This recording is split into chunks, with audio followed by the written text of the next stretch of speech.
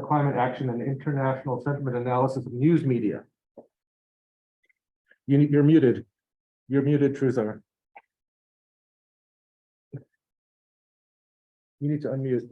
Can you unmute him? All right, there we go. Fantastic. There's always some sort of technical issue there. Thank you so much, Chris. Good to see you again, and thank you, everyone. It's a pleasure to join you all virtually. My name is Truzaar Dordi. I'm a postdoctoral fellow at the University of Victoria, also an alumnus of Waterloo. So always great to be somewhat back home. I'm again thrilled to be here talking about some of my more recent work on public sentiment around net zero. It's a collaboration in partnership with Dr. Katja Rhodes, Dr. Basma Medjarbi, and Dr. Madeline McPherson. I'll mention that this work is somewhat in early stages. Some regressions still need to be run, but I sort of look forward to getting your inputs till the very end. Really, the study is motivated by this phenomenon that we've seen this explosion in public discourse on decarbonization and net zero, yet global emissions continue to rise, and public support for these interventions seem to, in some cases, be waning. And the crux of the issue here is that we will need increasingly ambitious, increasingly rigorous climate solutions as we go forward.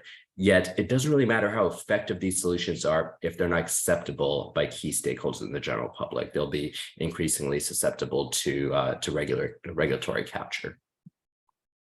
So starting with some good news, we know that the net zero idea has entered mainstream discourse. As of last month, 2,000 jurisdictions, 40 countries collectively accounting for 1 billion people have declared a climate emergency. We've seen over 1,800 climate change laws passed across 133 countries. A third of publicly traded companies now have net zero targets. And we're seeing that, countries and companies around the world are embracing and committing to net zero in a manner that aligns with the globally accepted 2-degree target. We're also seeing concurrently a proliferation in public discourse on the topic through news and social media. And so the general public is now increasingly informed and aware for this call for climate action. But I think we face two main challenges here. One, these solutions have just not been enough to reduce global emissions. Absolute emissions continue to rise. And even the solutions that we do have are increasingly divisive. We can just look here in Canada or internationally at sort of political discourse around things like the carbon tax. What we know is that we need solutions that aren't only effective, but also acceptable, or in other words, policies that aren't susceptible to regulatory capture.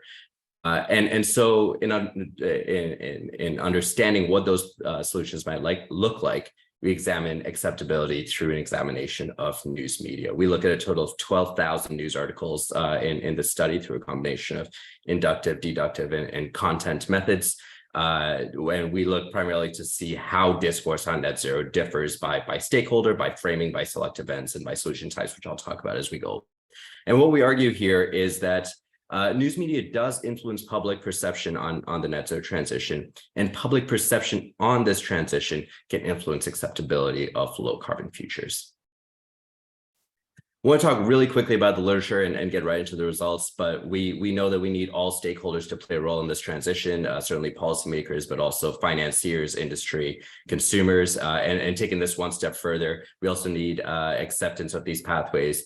They're not only contingent on stakeholder perceptions, but also perceptions of types of interventions, taxes, subsidies, technologies, as well as the timing of those interventions. The second piece is that news media does play a critical role in defining how issues are presented, interpreted, and ultimately how they influence public perception. News framing can raise both awareness, but it can also raise apathy. And so it has real world tangible influence on policy and practice.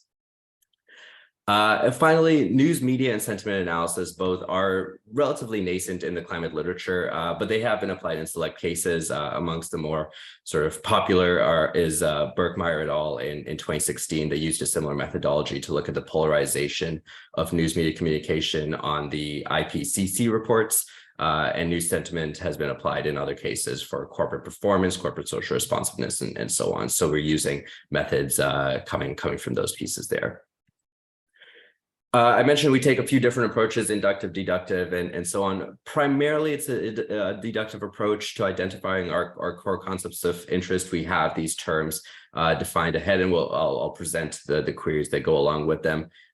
We look at four stakeholders: policy, finance, industry, and consumers. As I mentioned, we look at two schools of thought: degrowth and decoupling. Two overarching groups of solutions. We look at 6 different technological solutions and 5 policy solutions.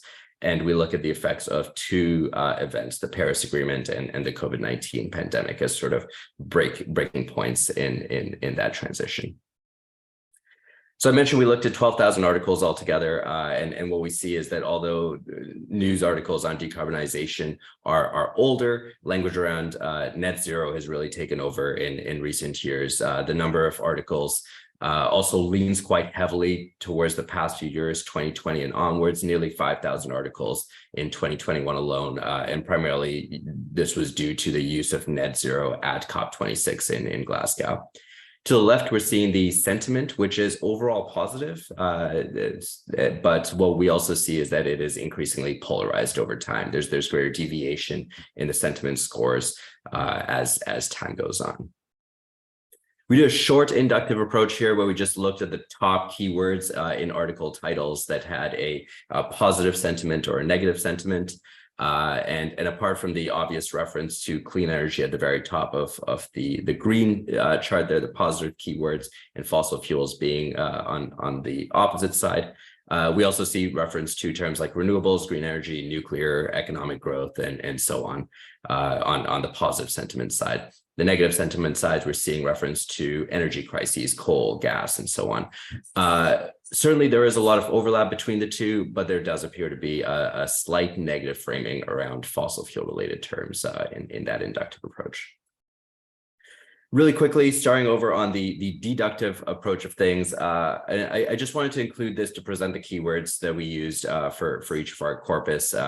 And we're sort of hoping to extend this to include some of the regressions with sentiment scores and by time and such for the next time you see this. But the column at the end there references how many sentences use those specific keywords. A couple notable points.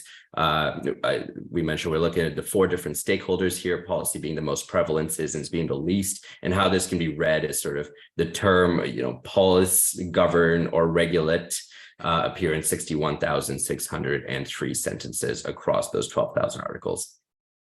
Second, really no surprise here, but reference to decoupling emissions from economic growth does appear much more frequently than references to degrowth practices, nearly 4 times as much. And then finally, looking at the technological and policy solutions, we looked at 6, and 5 each. A couple of quick takeaways there on technological solutions. So these are point 3 there. Quite a bit of discourse on renewables and transportation. But I think what's really interesting for me that I found here was the policy counts, where we see a heavy focus on targets, benchmarks, reporting, disclosure, but just under 3,000 references to carbon pricing and just about 2,000 references to subsidies.